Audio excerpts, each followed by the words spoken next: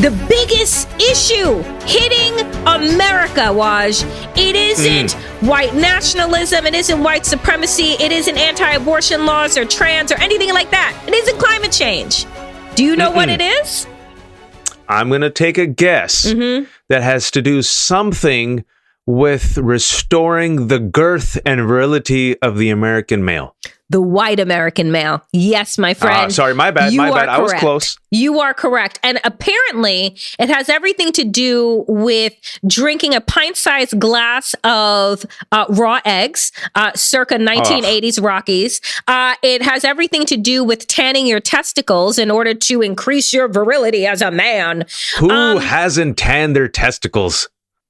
I would assume probably 99% of the male-identified population. I'm not judging anyone who does it, but I didn't even know that was a thing.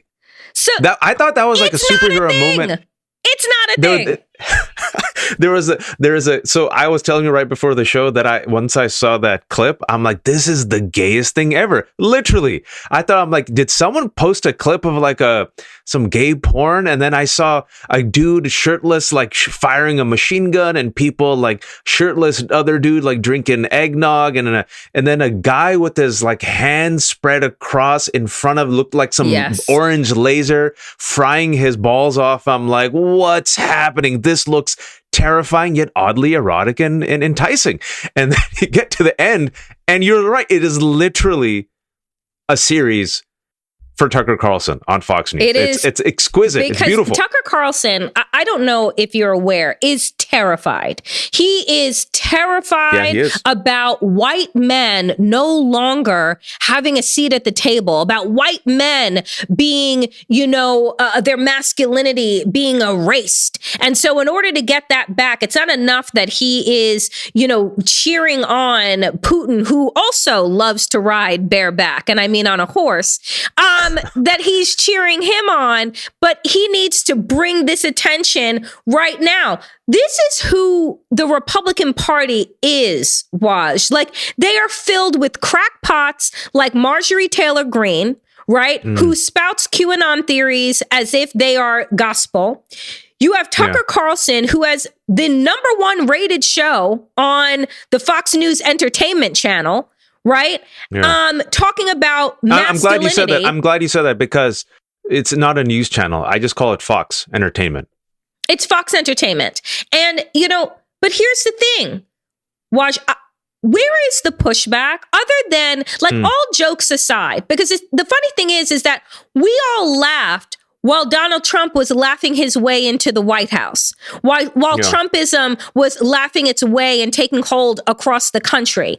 And what I want people to understand is that, yes, this is absolutely ridiculous and bizarre, but it is also a real significant glimpse into our future. Yeah, I think, first of all, if we step back for a second, we can laugh at it, but it really describes the psyche of right-wing men who are, if you will, enamored by authoritarianism that is taking over the world, right?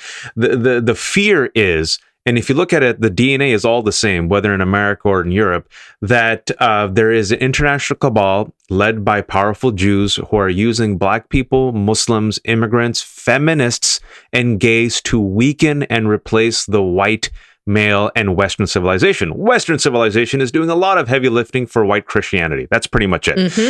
We talk about Black folks in this and how they're seen as, criminals, Muslims as they're seen as terrorists, undocumented immigrants as the invaders, right? Remember the midterm elections? What we don't talk about, and what is it's part and parcel of extremist movements, whether it's the white supremacists or even Muslim extremists like ISIS, is the fear of women, the fear of feminists, the need for this romantic, idealized past where, quote unquote, the real men were on top and women knew their place, and they used to be honored by birthing the alpha man. That's the place of the woman, to be the mother, the subservient wife, who passes down the morals and values and has to be chaste and pure.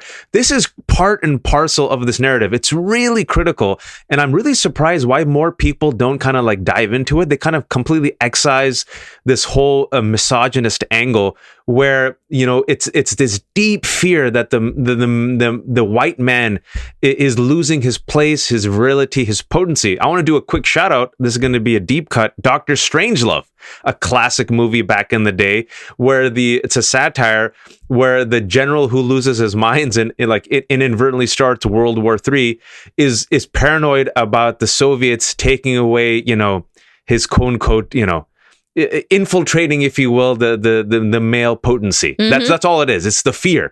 And they're diluting us and they're poisoning us. And you see now, if you do a Google search around the country, the places which have the highest Google searches for like penile enlargement, erectile dysfunction, guess where? Let me guess. Texas, Florida. Red states. Red states. No, I'm serious. This is what fascinates them. This is what terrifies them. This is the paranoia. This is the fear. And Tucker taps into it and says, you and me, a Muslim man, a black lesbian woman, Jews, the gays, feminists, are stealing the white man's mojo. And that's why they need testicular tanning to restore their mojo and to wrestle bears like Putin, bare-chested. And you need a strong man like Orban or Trump. Hilarious that Trump is a strong man. This guy the man who has like 14 chins. He also lied about his weight. Remember, like he at the time that he had his physical, when he was president, it was just like, oh, he's 200 pounds, and we're like, where in one leg? But I digress, because I think that the problem here that Democrats have is a problem that we had back in 2016, which is the desire for us to ignore and or to laugh off the moves that Republicans are making. They are an extremist cult that is steeped in fragility. And the problem with fragility is that when you feel backed into a corner, what happens? Violence. Yeah.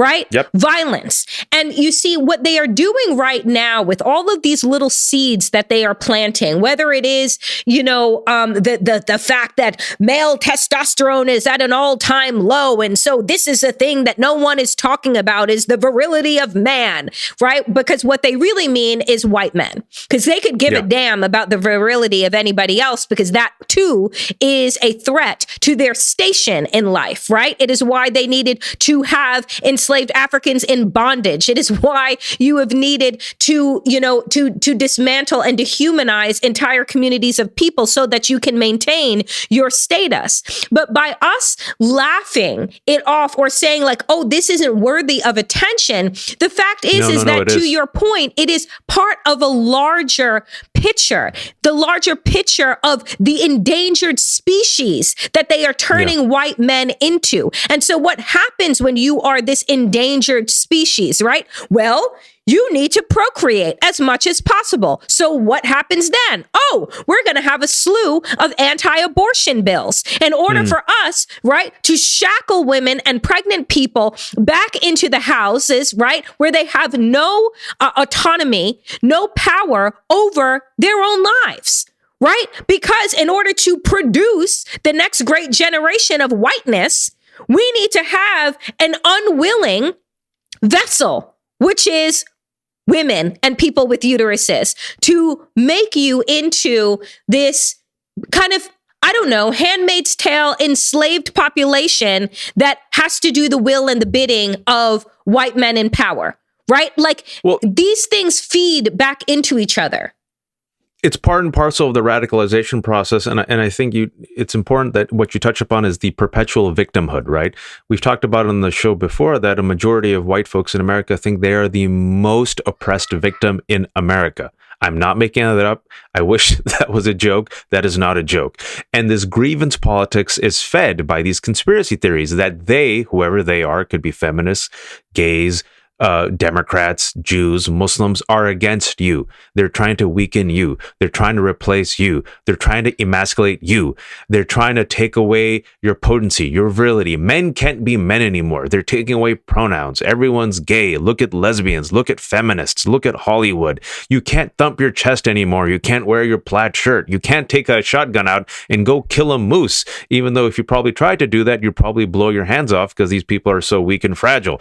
And so we Republicans are here to protect you, to elevate you to your rightful status, to protect you from all these oppressors who are not only coming after you, but are trying to turn your children into transgender activists who hate white people and will become Marxists. As we discussed in the last show, this is very powerful into not only radicalizing individuals as part of, like you said, a weaponized cult, but then inspiring them to use violence to protect themselves, their manhood, their heritage, their family, their religion, and their children, which they have been told is under constant attack.